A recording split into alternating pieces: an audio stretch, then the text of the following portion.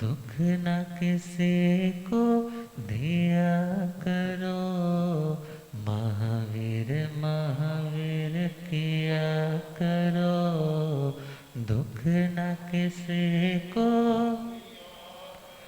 जो दुनिया का मालिक है, जो दुनिया का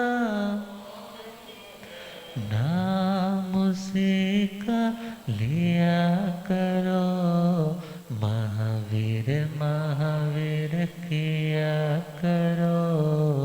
दुख न किसी को दिया करो, महावीर महावीर।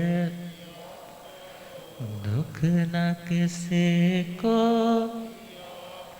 झूठे दुनिया के सब रिश्ते, झूठे बंधन सारे, झूठे बंधन।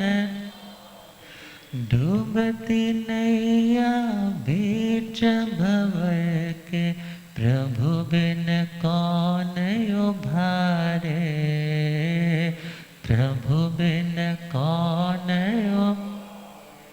महावीर महावीर किया करो, दुख न किसी को,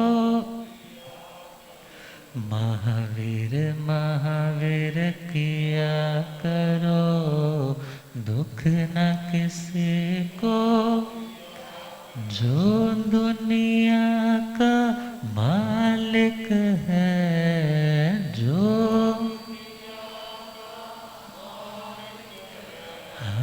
नाम उसी का लिया करो, महावीर महावीर किया करो।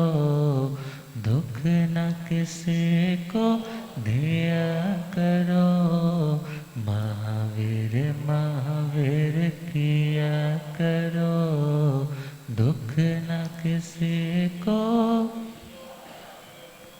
अनंत अनंत शांति के निकेतन शासनपति श्रमण भगवान महावीर स्वामी के पावन चरण अरविंदों में हार्दिक भावना वंदन नमन। मेरे अंधेरे जीवन को रोशनी प्रदान करने वाले परम उपकारी आगम ज्ञान के भंडार, आगम ज्ञाता, आगम पुरुष, जिन शास्त्ररत्न हिमाचल केसरी उपाध्याय भगवंत श्रद्धे गुरुदेव श्री जितेंद्र मुनि जी महाराज साहब के पावन चरण कमलों में हार्दिक भावना वंदन नमन। आदरणीय सेवाभागी श्री प्रशमित मुनि जी, धर्म सभा में उपस्थित धर्म अनुरागियों, सुशीलवती माताओं एवं बहनों, ऐसी पुण्योदय से भाग्योदय से आप सबको संतों का समागम एवं वीतरागवाणी श्रवण करने का शुभ अवसर प्राप्त हो रहा है। श्रीमद् उत्तराध्याय सूत्र 29वां अध्याय सम्यक्त पराक्रम सुनाया जा रहा है। उन 73 बातों में हम कल तक 61 पॉइंट को क्रॉस कर गए। आज हमारा विषय 5 इंद्रियों को कंट्रोल कैसे करना है, कैसे उन्हें मोक्ष के अनुरूप चलाना है, उसके बारे में चिंतन मनन प्रारंभ करेंगे। तो 5 इंद्रियां है, 1 बाय 1 सब इंद्रियों का वर्णन आएगा। तो सर्वप्रथम पहली इंद्रिय है श्रोत्र इंद्रिय। कौन सी इंद्रिय? श्रोत्र इंद्रिय। फिर चक्षुर इंद्रिय, घ्राण इंद्रिय, रसन इंद्रिय और स्पर्शन इंद्रिय। मन को 9 इंद्रिय बोला जाता है, जो इन इंद्रियों को की बात को आत्मा तक पहुंचाने में कारण बनता है। तो इंद्रिय का मतलब इंद्र बोलते हैं आत्मा को। इंद्र किसे बोलते हैं? आत्मा को। इंद्र का मतलब जो ऐश्वर्य से युक्त है, जो संपन्न है, वैभवशाली है, वो इंद्र है। और उस इंद्र की जानकारी में जो सहयोगी माध्यम है, उन्हें इंद्रिय बोला जाता है। जैसे एक मकान हो, अब मकान से बाहर कुछ देखना है तो किसकी ज़रूरत है? खिड़की की ज़रूरत है। कुछ सुनना है तो उसके लिए भी आवाज़ आने की कोई जगह होनी चाहिए। इसी प्रकार आत्मा जो कुछ भी ग्रहण करना चाहता है, क्योंकि सुनने वाला भी आत्मा है, देखने वाला भी आत्मा है, सूंघने वाला भी आत्मा है, चखने वाला भी आत्मा है, और स्पर्श का अनुभव करने वाला भी आत्मा है। तो ऐसी कंडीशन में इंद्रियां क्या कार्य करती हैं? तो वहाँ पर सिंपल, जैसे रास्ते में यदि एक नदी बह रही है और दूसरे किनारे तक पहुँचना है, जैसे कश्ती का सहयोग ज़रूरी है, कश्ती ना हो तो ब्रिज की, पुल की ज़रूरत है। इसी प्रकार इस किनारे तक, इस आत्मा तक, उस विषय की सामग्री को पहुंचाने में जो साधन का, जो कैरियर का मीडियम बनकर के काम करते हैं, उन्हें क्या बोला जाता है? इंद्रिय। तो इंद्रियां वैसे दो रूप से आती है, द्रव्य इंद्रिय और भाव इंद्रिय। द्रव्य इंद्रिय और दूसरी भाव इंद्रिय। द्रव्य इंद्रिय जहाँ स्थूलता है, मोटी दृष्टि से जिन्हें देखा जा सकता है, और भाव इंद्रिय जिसको देखा तो नहीं मगर समझा जा सकता है। तो द्रव्य इंद्रिय में चले तो दो भेद आते हैं द्रव्य इंद्रिय के भी, निवृत्ति इंद्रिय और उपकरण इंद्रिय। निवृत्ति इंद्रिय और दूसरी उपकरण इंद्रिय। अब निवृत्ति का मतलब है जो बाहर का आकार है, बाहर की शेप है हमारे कान की, तो इसका नाम क्या है? निवृत्ति श्रोत्र इंद्रिय। और जो भीतर एक अलग सा ही कान का जो स्ट्रक्चर है, उस सारे का नाम क्या है? उपकरण इंद्रिय। कौन सी इंद्रिय? उपकरण इंद्रिय। अब निवृत्ति का अपना योगदान है और उपकरण का अपना योगदान है। तो निवृत्ति इंद्रिय जो नामकरण के कारण मिली है, अंगोपांग नामकरण है इंद्रिय। अब विचार करना है, जो भीतर का भी स्ट्रक्चर है वो भी उसको पुण्य प्रकृतियों के कारण ही मिला है। जिसको बोल देते ना कई बार कि उस व्यक्ति को सुन नहीं रहा, तो उसका कारण कई बार तो होता है उसका उपकरण, वो इंस्ट्रूमेंट ठीक नहीं है। अब इंस्ट्रूमेंट ठीक नहीं है तो कहते हैं तुम कान दिखाओ, कहीं मैल तो नहीं जम गई, कहीं पर्दा तो नहीं फट गया, कहीं कुछ और नई प्रॉब्लम तो नहीं आ गई। अब यदि कोई कम ज़्यादापन होने लगता है तो दवाई से ठीक, और यदि कोई मशीन ऐड करके वॉल्यूम तुम्हें अच्छे से सुनाई देने लग जाए तो वो भी उपकरण के साथ एक और उपकरण जोड़ दिया जाता है, तो व्यक्ति को फिर सुनने लग जाता है। तो ये दो चीज़ें, निवृत्ति इंद्रिय और उपकरण इंद्रिय। इस उपकरण इंद्रिय में ये भी आता है कि जैसे जब इंद्रिय है तो आत्म प्रदेशों का भी फैलाव हो जाता है। आत्म प्रदेश भी जिस एरिया में, जिस शेप में मोल्ड हो जाते हैं, उन्हें भी उपकरण इंद्रिय बोला जाता है। अब दूसरे पॉइंट पे चले तो दूसरा पॉइंट हमारा है भाव इंद्रिय। भाव इंद्रिय से हमारा अभिप्राय भावना से, चेतना से। अब भाव इंद्रिय में हम देखें तो जैसे बल्ब जगने के लिए करंट का फ्लो ज़रूरी है। किसका ज़रूरी है? अब सपोज यदि करंट है ही नहीं तो बल्ब तो आपने बहुत अच्छा लगाया है, वो फ्यूज़ भी नहीं है, कोई प्रॉब्लम भी नहीं है, बीच वाली कोई वायर भी टूटी हुई नहीं है, तो उस कंडीशन में क्या कहा जाएगा, उस व्यक्ति के पास दो चीज़ों में कोई कमी हो सकती है, लब्धि में या उपयोग में, लब्धि में या उपयोग में। तो भाव इंद्रियां दो तरह की होती है, लब्धि और उपयोग। लब्धि का मतलब है कि व्यक्ति की वो शक्ति, वो सामर्थ्य, वो एबिलिटी जिसके माध्यम से वो किसी चीज़ को समझ पाएगा, सुन पाएगा।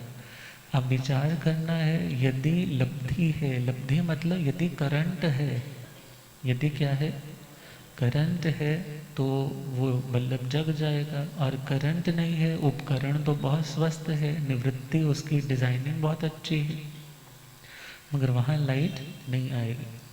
अब इसी के साथ दूसरा पॉइंट है उपयोग। अब करंट तो है मगर उस करंट का उपयोग नहीं हो रहा, करंट तो है मगर उस करंट का फ्लो उस डायरेक्शन की ओर नहीं हो रहा। जैसे कोई व्यक्ति कानों से शब्द सुन तो रहा है, कोई बोल तो रहा है, मगर उसका ध्यान वहाँ पर नहीं जुड़ रहा, उसकी आत्मा का फोकस वहाँ पर नहीं है, तो क्या होगा, शब्द सुना हुआ भी अनसुना जैसा हो जाएगा। व्यक्ति कहेगा कि तुम क्या बोल करके गए, मेरे को तो कुछ पता ही नहीं चला। और वो कहेगा इसी बात को तुम दोबारा से मुझे समझाओ। अब भाव इंद्रिय के दो भेद आ गए, पहला लब्धि और दूसरा उपयोग।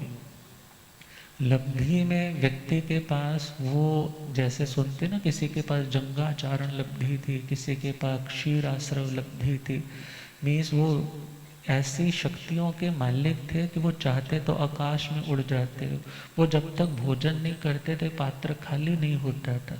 ऐसी लब्धियाँ, लब्धि का मतलब एबिलिटी, जैसे किसी व्यक्ति के पास 5 लैंग्वेजेस को जानने की लब्धि हो सकती है, मगर उपयोग एक टाइम में एक लैंग्वेज पे लगेगा। ये तो नहीं है तुम एक ही बारे में 5 लैंग्वेजेस बोल सको, 5 लैंग्वेजेस पढ़ सको, मीन्स तुम्हारी कंसंट्रेशन एक टाइम में एक जगह पे लगे। मगर हाँ, आत्मा के पास लब्धियाँ कई सारी एक टाइम पे आ सकती है, हो सकती है, मगर जब उपयोग लगेगा तो उपयोग एक टाइम में एक का ही होगा। इसीलिए बोलते हैं ज्ञान और दर्शन, ज्ञान और दर्शन, ये भी तो आत्मा की लब्धियाँ ही है ना, वो सहज स्वाभाविक लब्धियाँ हैं। अब वो ज्ञान और दर्शन तो आ गया, अब वो दोनों लब्धियाँ तो है, मगर उपयोग एक टाइम में एक जगह लगेगा। जब ज्ञान में उपयोग है तब दर्शन में नहीं है, जब दर्शन में उपयोग है तब ज्ञान में नहीं। तो ये तो है सिद्धांत की बात। अब आगे चले, भाव इंद्रिय के हमने दो भेद कर लिए, एक किया हमने लब्धि और दूसरा उपयोग। तो यहाँ पर इंद्रियों में देखें, एक लब्धि इंद्रिय होगी और दूसरी उपयोग इंद्रिय होगी। मीन्स आत्मा का ही वो परिणाम, आत्मा की ही वो कर्म जन्य शक्ति जिसके माध्यम से व्यक्ति किसी चीज़ को सुन पाता है, सुन पा रहा है, वो तो होगी उसकी उपयोग इंद्रिय, और सुन सकता है वो होगी उसकी लब्धि इंद्रिय। अब हम थोड़ा और आगे चले, शास्त्रों में बहुत सी चीज़ें आती है। 32वां अध्याय जिसका नाम है प्रमाद श्रुत, वो सारे का सारा इन 5 इंद्रियों के प्रति जो असावधान है उस आत्मा को बार बार समझाने के लिए है कि यदि इंद्रियां कंट्रोल में नहीं है तो तुम साधना में आगे नहीं बढ़ पाओगे। और यदि हम प्रज्ञापनादि सूत्र के 15वें पद पे देखें तो वो भी इंद्रिय पद है, सारे का सारा चैप्टर ही इंद्रियों के ऊपर है। सूत्र कृतांग सूत्र में भी इंद्रियों का बहुत वर्णन आ रहा है। अब विचार करना है, श्रोत्र इंद्रिय का निग्रह, प्रभु के चरणों में प्रश्न क्या आया, सो इंद्रिय निग्रहण भंते जीवे किम जणे, कि हे भगवान, जो आत्मा श्रोत्र इंद्रिय का निग्रह करता है तो उसे ऐसी कौन सी शक्ति मिल जाएगी, ऐसा उसको क्या जिंदगी में आ जाएगा कि कि आप कहते हो कि उसका कल्याण हो सकता है। तो यहाँ पर पहले तो श्रोत्र को समझा हमने। श्रोत्र मतलब द्रव्य इंद्रिय वाला भी समझ लिया और भाव इंद्रिय वाला भी समझ लिया। भाव इंद्रिय कब चलेगी? जब ज्ञानावरणीय कर्म का क्षोक्षम अच्छा होगा, और उसी के साथ साथ जब वीर्यंतराय कर्म का भी क्षोक्षम साथ साथ में होगा, तब व्यक्ति किसी चीज को सुन पाएगा। अब देखा जाए, इंद्रियां तो रिसेप्टर्स है। रिसेप्टर्स होते हैं ना, जैसे किसी चीज को रिसीव करने वाले। जैसे आपके घर के दरवाजे के बाहर आपने कई बार वो डब्बा सा लगा रखा होता है कि कोई चिट्ठी है तो किस में डाल दो, इस बॉक्स में डाल दो। मगर वो बॉक्स में डालना आपका प्रयोजन नहीं है। आपका प्रयोजन क्या है? इस चिट्ठी को कौन पढ़े, जिसे हम ये मैसेज पहुंचाना चाहते हैं। इसी प्रकार यहाँ चिंतन है कि इंद्रियां वो तो जस्ट रिसीव करने वाली है, मगर रिसीव करने के बाद उस चीज को लेने वाला, ग्रहण करने वाला कौन है? वो आत्मा है। कौन है? आत्मा। और यहाँ पर और समझना है, 5 इंद्रियां हैं। श्रोत्रेंद्रिय, चक्षुरेंद्रिय, घ्राण इंद्रिय, रसन इंद्रिय, स्पर्श इंद्रिय। अब इन 5 इंद्रियों में आप लोगों ने अक्सर एक वर्ड सुना होगा, काम भोग छोड़ने चाहिए। अब ये काम भोग क्या होते? तो वहां पर फरमाया है कि हमारी 5 इंद्रियों में 2 इंद्रियां तो कामी है और 3 इंद्रियां भोगी है। 2 इंद्रियां कैसे है? कामी है। अब वो कौन सी 2 इंद्रियां हैं? तो चले जाएं तो पहली और दूसरी इंद्रिय, श्रोत्रेंद्रिय और चक्षुरेंद्रिय। ये इंद्रियां, इन्हें क्या बोला जाता है? कामी। और आगे चले तो 3 इंद्रियां कैसे हैं? भोगी। और आवश्यक निरुक्ति में और नंदी जी सूत्र में इंद्रियों के प्रकरण में आता है कि पुट्ठम सुणे सद्दम रूवम पूर्ण पासई अपुट्ठम तु गंधम रसम च फासम च बद्ध पुट्ठम वियागरे। कि जब कभी कोई शब्द सुना जाता है तो शब्द कैसा सुना जाता है? जो स्पृष्ट होता है। कैसा होता है? स्पृष्ट का मतलब टच होना, टच करना, स्पर्श करना। में वो शब्द के पुद्गल आएंगे और हमारे ईयर के देखा जाए 3 पोर्शन बन जाते हैं। एक आउटर एयर है, एक मिडल एयर है, फिर एक इनर एयर है। अब आउटर एयर से वो शब्द के जो मॉलिक्यूल्स हैं वो बहते बहते कहाँ पहुँच गए? फर्स्ट वाली लेयर। अब दूसरे सेकंड पे पहुँचे तो ईयर ड्रम। ईयर ड्रम क्या काम करता है? उस आवाज़ को वो सेटल करेगा कि कितनी साउंड तक तुम्हें सुनाना है। मीन्स बहुत ज़्यादा हाई भी नहीं, जैसे एक एम्पलीफायर काम करता है, बहुत ज़्यादा हाई साउंड भी नहीं और बहुत ज़्यादा मध्यम नहीं, उसको मैनेज करके आगे भेजेगा। अब वो शब्द आगे पहुंचा है तो तीसरा जो इनर एयर है वहाँ कॉकलिया करके इंस्ट्रूमेंट, ये उपकरण इंद्रिय में आएगा। अब वो क्या करेगा? आगे उसको भेजेगा और वहाँ पर एक नर्व है जिसको हम बोलते हैं, जो इलेक्ट्रिक सिग्नल में वो सारे के सारे शब्द को कन्वर्ट करेगा। किस में कन्वर्ट करेगा?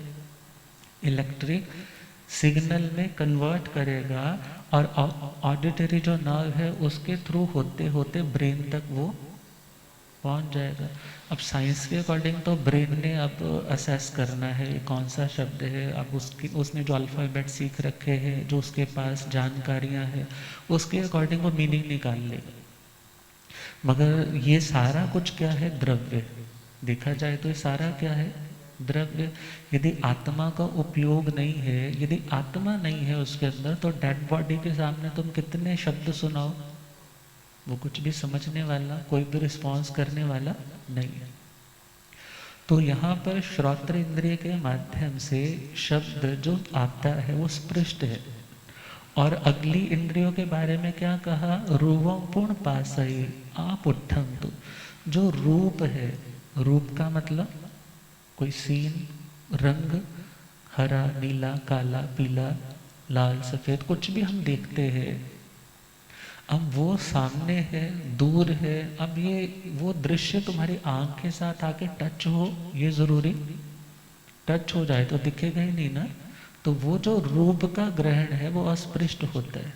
और जो बाकी 3 इंद्रियों के माध्यम से उस अर्थ का साक्षात्कार किया जाता है, तो वहाँ पर बद्ध स्पृष्ट, मतलब नासिका, रसनेन्द्रिय, स्पर्शनेन्द्रिय। अब कहीं सपोज करो ना, कहीं मिठाई बन रही है, अब मिठाई बन रही है, दाल का हलवा बन रहा है, आज तुम्हारा आई मिल था, अगले दिन घर में वो तैयारियां हो रही है, तो उसकी फ्रेग्रेंस क्या होती है? एयर मॉलिक्यूल्स के साथ मिलकर के, हवा के साथ मिलकर के, उन पदार्थों के भी कुछ अंश उस हवा के साथ तैरते तैरते कहाँ पहुंचे? नासिका। स्पृष्ट भी हुए कुछ और कुछ बद्ध भी हुए। बद्ध मतलब कुछ बंधना और कुछ टच होना, फिर जाकर के तुम्हें वो स्मेल आती है। और जो अगली इंद्रिय रसन इंद्रिय, दूर लड्डू पड़ा है तो देख करके थोड़ा स्वाद आ जाएगा, कैसे आएगा? उठाओगे, मुंह पे रखोगे, तो फिर उस टाइम जो सेंसरी देखा जाए, हमारे टंग के आगे जो उस टेस्ट को चेक और उसका अनुभव करने वाले जो सिस्टम है, उसके अकॉर्डिंगली उस व्यक्ति को रस आने लग जाएगा। और इसी प्रकार टच की सेंसेशन है, किसी को देख करके तुम थोड़े बता दोगे कितने किलो का है या खुरदरा है। कई चीज़ें दिखने में हैवी लगती हैं, उठाओ तो बहुत हल्की होती। मीन्स उस स्पर्श का भी अनुभव कब होगा? जब बद्ध स्पृष्ट होगा। तो खैर, आज पहला टॉपिक हमारा है श्रोत्रेंद्रिय का। किसका है? श्रोत्रेंद्रिय। अब श्रोत्रेंद्रिय का काम क्या है? शब्द को ग्रहण करना। अब शब्द 25 बोल में चले जाएं तो 3 तरह का होता है, जीव शब्द, अजीव शब्द और मिश्र शब्द। जीव शब्द का मतलब इस टाइम मैं बोल रहा हूँ, ये शब्द कौन सा है? जीव शब्द। और सपोज करो एकदम से ये पंखे अपने आप, सपोज करो इसका कोई पर नीचे गिर जाए, या हो सकता है कि कोई ग्रिल अचानक से टूट के गिर जाए, या कोई लेंटर है एकदम से गिरा और बहुत आवाज़ आई, और वो उसकी जो साउंड है वो कौन सी साउंड है? अजीव शब्द। अब दोनों का जो मिश्रण, जीव प्लस अजीव, दोनों के संयुक्त रूप से जो साउंड आएगी उसका नाम क्या होगा? सपोज करो कोई व्यक्ति हारमोनियम के साथ गा रहा है। अब हारमोनियम क्या है? अजीव, मगर गाने वाला कौन है? जी। अब जो उनका साउंड है वो कौन सा साउंड आया? मिश्र साउंड। अब ये तीनों तरह के साउंड हमारे कान का विषय बनते। विषय का मतलब सब्जेक्ट। बोलते ना कौन सा विषय है तुम्हारे पास? विषय मतलब सब्जेक्ट। मीन्स हमारे कानों का सब्जेक्ट क्या है? सब्जेक्ट का मतलब एक दायरा है। एक दायरा भी तो होता है ना। क्लास में अलग अलग टीचर आते हैं कि वो इस विषय का है, वो इस विषय का है। अब तुम केमिस्ट्री वाले को बोलो मेरे को तो पंजाबी पढ़ा दो, वो बोलता है ये मेरा विषय। ऐसे कानों से तुम बोलो कि मेरे को कुछ देखना है, तो कान क्या बोलेंगे? भाई ये मेरा विषय नहीं है। इसी प्रकार हर इंद्रिय का एक अपना फील्ड है, ये एक अपना दायरा है, एक अपनी लिमिट है किस किस चीज़ को रिसीव करना। वैसे तो ये इंद्रियां देखा जाए स्थूल जगत में काम आती है, मगर सूक्ष्म जगत में आगे बढ़ जाए तो ऐसी ऐसी साधनाएं भी है कि भिन्न श्रौत लब्धि इत्यादि कि तुम हर और से सुन सकते हो, ज़रूरी नहीं कान से ही सुनना है। जैसे आजकल थर्ड आई ओपनिंग के कोर्सेज करवाए जाते हैं, लगभग 13-14 साल तक के बच्चे वाले करते हैं। अब उन बच्चों को इतना मेडिटेशन, इतना उनको माइंड रिलैक्स करते करते कंसंट्रेशन में ऐसे आगे बढ़ाया जाता है कि तुम उनके आंखों पे पट्टी बांध दो तो भी वो देख लेते हैं। इवन कई बच्चे तो बोलते हैं महाराज मैं पैरों से देख सकता हूँ, मैं अपने सिर के पिछले वाले भाग से देख सकता हूँ। अब विचार करना है ये सारी चीज़ें क्या है? ये उन साधकों के लिए है जिन्होंने साधना में अपना क्षोभम बहुत अधिक जागृत किया है। मगर जिनका ऐसा नहीं है, वहाँ से ये सामान्य नियम है कि इस इंद्रिय के द्वारा उसका वही विषय ग्रहण होगा। दूसरा ग्रहण कि कानों से क्या सुनेगा? शब्द। कानों से तुम खाना थोड़े खाओगे। कोई बोले जो कोल्ड ड्रिंक बहुत बढ़िया, कान से पी के बताओ कैसा टेस्ट है, तो ऐसा तो नहीं ना कर पाओगे। तो हर इंद्रिय का अपना एक विषय है, दायरा है। तो हम चले, शब्द किसका विषय है? कान का। शब्द मीन्स जो उच्चरित होता है, ध्वनित होता है, जिसकी साउंड होती है। अब वो साउंड ग्रहण किसके माध्यम से होगी? कान के माध्यम से। कान एक मीडियम है, एक साधन है, मगर वो साधन डिलीवरी, जैसे डिलीवरी बॉयज होते हैं ना, कोई पिज़्ज़ा डिलीवर करने आ रहा है, कोई क्या डिलीवर करने आ रहा है, अब वो डिलीवरी बॉय की तरह ही काम करने वाले ये इंद्रियां हैं। मगर डिलीवर किसको करना है? आत्मा को। किसको करना है? अब वो डिलीवर तो करके चला गया, अच्छा या बुरा। दुनिया में तो ऐसा होता है ना, जो तुमने ऑर्डर किया है तुम्हें उसी के अकॉर्डिंगली चीज़ आती। मगर जब ज़िंदगी में प्रैक्टिकली चलते हैं तो बहुत से लोग ऐसा कहते हैं, मैंने तो अच्छा बोला था मगर मेरे को तो सुनना, मुझे तो गलत सुनना पड़ा। कई बार व्यक्ति बोलता तो गलत है, मगर उसका दबदबा, उसकी पुण्यवाणी इतनी ज़बरदस्त है कि उसके सामने सारे लोग कैसा बोलते हैं? सब लोग अच्छा ही अच्छा बोलते हैं। मगर इतना ध्यान रखना है, तुम्हें मिलता वही है, तुम सुनते वही हो जैसा तुमने कभी किसी को बोला होता है। मीन्स अच्छा सुनने को मिला है तो अच्छा बोला होगा, यदि बुरा सुनने को मिला है तो बुरा सुनने को मिले। ये ज़रूरी नहीं है कि वो अच्छा या बुरा तुमने उसी व्यक्ति को बोला है तो उसी से सुनने को मिले। कारण तुमने सपोज किसी साधु, महात्मा, उत्तम पुरुष को कुछ गलत बोल दिया, मगर वो तो बड़े शांत आत्मा थे, उन्होंने सुना, सोचा मेरा कर्म उदय में है, हे आत्मा तेरे को क्रोध नहीं करना, उन्होंने माफ कर दिया। उन्होंने क्या कर दिया? माफ कर दिया। मगर वो कर्म उसको माफ, कर्म तो नहीं ना करेगा। वो उस व्यक्ति का जो पाप है वो कहीं ना कहीं किसी और माध्यम से घूम फिर करके उसके पास पुनः आ जाएगा। अब विचार करना है, शब्द इन कानों के माध्यम से सुना जाए तो भगवान कह रहे हैं तुम्हें इसका निग्रह, इसको संयम में लेकर आना, कानों का संयम। अब कानों का संयम कैसे हो सकता है? कानों को कैसे रोका जा सकता है? कोई बोले जी दोनों हाथ क्या कर लो, कानों पे यूं ऐसे करके बंद कर लो, तो इससे तो तुम थोड़ी देर के लिए बच सकते हो ना। कोई शब्द ज़्यादा आ रहा है तो तुम नहीं सुनना चाहते हो, मेडिटेशन करने वाले वो ईयर प्लग्स होते हैं उनको डाल करके फिर बैठ जाते हैं कि मेरे को बाहर का शोर नहीं सुनना है। मगर ध्यान देना है, ये कोई परमानेंट इलाज नहीं है, क्योंकि शब्द तो जैसा आएगा वैसा तुम्हें सुनना होगा। मनोज्ञ और अमनोज्ञ दो तरह के शब्द रहते हैं। कैसे रहते हैं? मनोज्ञ और दूसरे, मनोज्ञ का मतलब सिंपल मनपसंद, अमनोज्ञ का मतलब नापसंद। मनोज्ञ जिसको ये मन जानता है। मन किसको जानता है? कोई व्यक्ति अच्छा बोले तो कहता है हाँ ये तो अच्छा बोला, और यदि कुछ बुरा बोले, भले वो उस टाइम तो कह दे मैंने सुना नहीं, मगर अंदर से सड़ता रहता है, जलता रहता है, मेरे को ऐसा क्यों बोल गया। तो भगवान कह रहे हैं कि वो जो शब्द आएगा, वो शब्द आएगा तो कानों के माध्यम से अंदर उतरेगा, तुम उसको नहीं रोक सकते। तुम किसको रोक सकते हो? जो शब्द सुनने के बाद यदि अनुकूल फेवर में किसी ने बोला तो उस फेवरेबल वर्ड को सुन करके, उस मधुर स्वीट शब्द को सुन करके भी तुम उसके ऊपर राग नहीं करते। क्या नहीं करते? यदि भगवान कहते हैं राग करोगे तो कर्म बंधेगा, और यदि किसी ने प्रतिकूल बोला, कुछ गाली गलौज किया, कुछ गलत तुम्हें बोला, तो ऐसे कंडीशन में भी तुम उस व्यक्ति के बारे में मन से घृणा, नफरत, ऐसा कोई भाव नहीं आने दोगे। तो वो क्या है तुम्हारा? संयम। वो क्या है तुम्हारा? संयम। तुम कानों को कब तक बंद करोगे? उन लोगों को देखो ना जिन बेचारों को सुनता ही नहीं है, फिर ऐसा सोचोगे तो उनका तो संयम बहुत बड़ा हो गया। मगर वो मेमोरी के स्टॉक में जितना कुछ ऑलरेडी सुन रखा है उन्हीं को याद कर कर के कलपते रहते हैं। तो ये उनका वो श्रोत्रेंद्रिय संयम नहीं है, बल्कि वो आत्मा अभी भी अनस्टेबल है।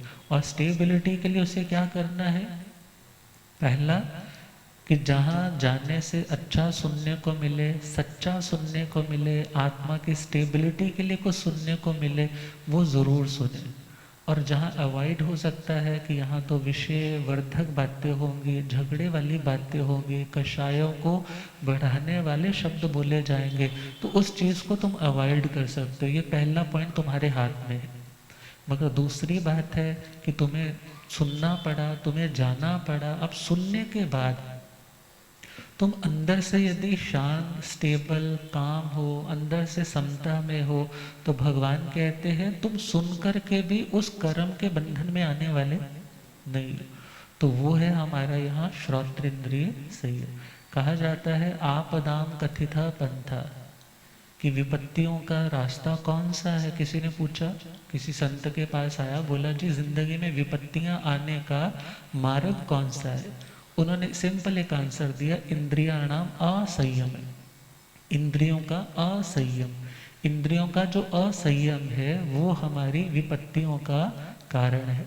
और तज्जयो संपदा मार्ग ये इष्टम तेन गम्यता, और संपत्ति का, प्रॉस्पेरिटी का, खुशहाली का, प्रसन्नता का जो मार्ग है, वो मार्ग कौन सा है। तज्जय, जय का मतलब उनके ऊपर विजय प्राप्त करना। विजय का मतलब ये नहीं है कि तुम सुनना बंद कर दोगे, कान है तो शब्द आएंगे, मगर हाँ उसे सुनने के बाद तुम उसके ऊपर कोई प्रतिक्रिया अंदर से नहीं दे रहे, ना राग वाली ना द्वेष वाली। तो कहा वो तुम्हारी प्रसन्नता का कारण बन जाएगा। और इन दोनों में से जो तुम्हें पसंद है उसको फॉलो कर लो। तो भगवान ने भी क्या कहा, सो इंद्रिय निग्रहण मणुन्ना अमणुन्यसु सद्यसु राग दोष निग्रहं जनय तप पचय्यं कम्मं न बद्धय पुब्ब बद्धं च निर्जरे। भगवान कह रहे हैं श्रोत्र इंद्रिय का निग्रह करने से। निग्रह का मतलब, निग्रह का मतलब कंट्रोल करना। अब गाय भैंसे पहले भी ऐसे घूमती थी, मगर धीरे धीरे लोगों ने देखा है इनसे तो बड़ा बेनिफिट हो सकता है। अब उनको ट्रेनिंग देनी शुरू कर दी, उनको पालतू बनाने के लिए घर में बांधना भी शुरू कर दिया। धीरे धीरे ट्रेनिंग होगी, ट्रेनिंग होगी तो वो हेल्पफुल बनने लग पड़े। इसी प्रकार इंद्रियां यदि ट्रेंड हो जाए तो ये हमारे लिए हेल्पफुल हो सकती, और यदि अनट्रेंड रहेंगी, ट्रेनिंग देने का नाम ही क्या है, उन्हें संयमित करना। और ट्रेनिंग नहीं देने का नाम क्या है, उन्हें असंयमित रखना। बच्चे को बार बार किसी चीज़ के लिए समझाना पड़ता है, उस बात को दोहराना भी पड़ता है, अर्थात वो उसके हित के लिए हम कह रहे हैं। और यदि इसी प्रकार अपनी आत्मा को बार बार कहेंगे कि तुम्हें ऐसा कुछ नहीं सोचना, भले ऐसा कुछ सुना भी तो भी तुम्हें ऐसा कुछ सोचना नहीं है, क्योंकि शब्द फूल भी है और शब्द शूल भी है। अब शब्द कोई तो ऐसे होते हैं कि अंदर आग लगी है वो शांत हो जाते, और कुछ शब्द ऐसे हैं कि शांत हुई आग भी भड़क जाती। तो भगवान कह रहे हैं कि तुम्हारा जो संयम है, वो पहला संयम तो ये हो सकता है कि तुम ऐसी चीज़ें सुनो ही नहीं। मगर यदि वो चीज़ें नहीं हट रही, उस माहौल में बैठना भी पड़ रहा है, तो वहाँ पर खुद को ऑटो सजेशन देनी है, बार बार समझाना है कि शब्द का कोई कसूर नहीं है, शब्द तो जैसा है वैसा है, मगर तुम्हें उसके प्रति राग और द्वेष की परिणति से होने वाले नए कर्म के बंध से यदि बचना है, तो तुम्हें जस्ट उस शब्द को जानना है, देखना है और छोड़ देना है। जानना है, देखना है, समझना है। बोलते हैं ना, यदि किसी ने तुम्हें गाली दी, तुम्हारे बारे में कुछ अपशब्द, कुछ गलत बोला, तो उस टाइम ये सोचो, ये विचार करो कि क्या वास्तव में ऐसी कोई गलती है मेरी लाइफ में। यदि है तो गुस्सा किस चीज़ का, यदि है तो गुस्सा किस चीज़ का, और यदि नहीं है तो भी गुस्सा किस चीज़ का, जब है ही नहीं। जब है ही नहीं तो फिर गुस्सा। अब सपोज करो ना, मैं आप में से किसी को खड़ा करके बोलूं कि ये तो कितने पतले हैं, ये तो कितने पतले हैं, और उनका वजन तो है लगभग 90-100 किलो, और मैं बोलूं कि देखो ये तो 25 किलो का है। अब हो सकता है 10 लोग मेरे फेवर में हाँ हंसने लग जाए, बोले हाँ हाँ ये तो 25 किलो का है। अब यदि वो व्यक्ति इस बात पे गुस्सा मान जाए, कि मैं 25 किलो का, उसको तो खुद दिख रहा है ना मैं 25 किलो का थोड़े हूँ, कितने किलो का हूँ, 90 किलो का हूँ। अब यदि तो उसकी बात सच है तो भी गुस्सा करने की ज़रूरत नहीं, और यदि बात झूठ है तो भी गुस्सा करने की ज़रूरत नहीं। अर्थात भगवान कह रहे हैं श्रोत्र इंद्रिय का निग्रह करने से मनोज्ञ और अमनोज्ञ, मनोज्ञ मीन्स मन पसंद, अमनोज्ञ मीन्स नापसंद, उन सद्देशु मतलब उन शब्दों में आत्मा राग द्वेष की जो अंदर से भाव परिणति हो रही है, मतलब भाव आ रहे हैं, उसके ऊपर भगवान कहते हैं निग्रहम जड़े, वो उनके ऊपर निग्रह कंट्रोल कर सके ऐसी ताकत आ जाती है। गुरुदेव पधारे। हो रब मेरा सतगुरु बन के आया मैनू,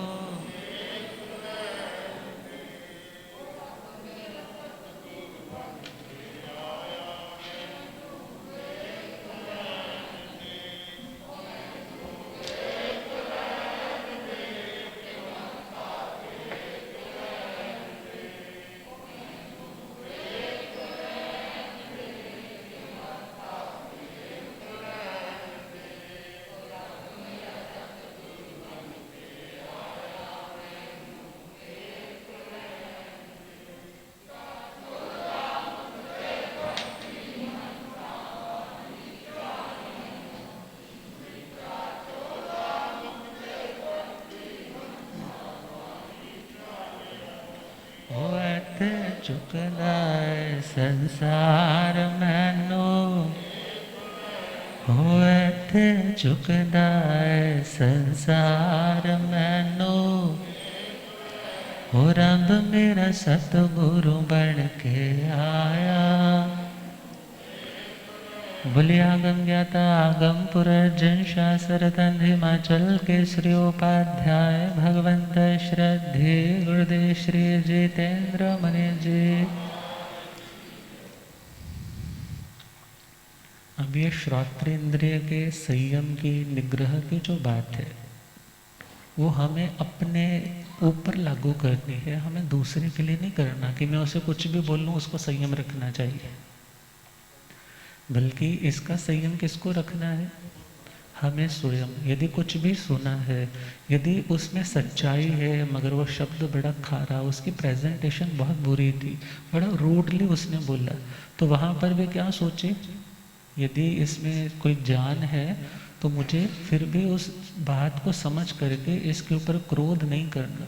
और यदि किसी ने बहुत फेवरेबल, बहुत मनपसंद वाली शब्द बोले, बहुत अच्छा लगा, तो वहाँ पर भी क्या सोचना, यदि गुण है तो मुझे और बढ़ाने हैं, और जिनके कारण ये गुण है उनके प्रति कृतज्ञता का भाव रखना है, मगर कहीं मैं उनके प्रति राग करके, उनके प्रति आसक्त होकर के अपने सही मार्ग को छोड़ना बैठूं। क्योंकि अक्सर जब बिना कारण के बड़ाई मिलती है, प्रशंसा मिलती है, तो समझ लेना अब खतरे की घंटी बज रही है। तो भगवान कह रहे हैं ऐसे टाइम में खुद को संयमित रखोगे तो तुम्हारी अंदर से भाव परिणति भी अच्छी रहेगी, तुम्हारे रिएक्शन भी अच्छे रहेंगे, तुम स्टेबल रह पाओगे। तो इसके बारे में आगे हम श्रवण करेंगे और प्रेम से गुनगुनाएंगे। नहीं शब्दों की माया में उलझना चाहिए हमको, नहीं शब्दों की माया में उलझना चाहिए, राग और द्वेष को त्यज कर सुलझना चाहिए हमको, राग और द्वेष को त्यज कर सुलझना चाहिए। अगर सच्चा शब्द कड़वा या तीखा हो या खारा हो, अगर सच्चा शब्द कड़वा या तीखा हो या खारा, जो उसको मान कर चलता वो बुराई से किनारा हो, जो उसको मान कर चलता, बुराई से अगर दुत्कारता कोई, वो उसकी सोच पे छोड़ो। अगर दुत्कारता कोई, वो उसकी सोच पे नहीं, नफरत की अग्नि से सुलगना चाहिए हमको। नहीं, नफरत की अग्नि से सुलगना चाहिए। नहीं, शब्दों की माया में उलझना चाहिए हमको। नहीं, शब्दों की माया में उलझना। राग और द्वेष को तज कर सुलझना चाहिए हमको। राग और द्वेष को तज कर सुलझना चाहिए। तो इसके बारे में कल सुनेंगे। अब गुरुदेव कृपा करें। ओम